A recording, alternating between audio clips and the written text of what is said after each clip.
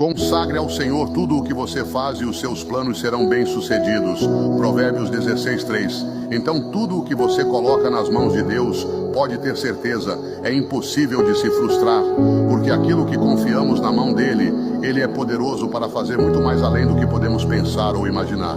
Quando você entrega seus sonhos a ele, você entrega a fonte de toda sabedoria e poder.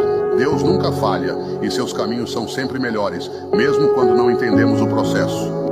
A confiança em Deus traz paz em meio à incerteza. O que está nas mãos dele está sob o controle perfeito. Mesmo que os desafios venham, eles não podem impedir o que ele preparou para você. Continue confiando, orando e agindo com fé.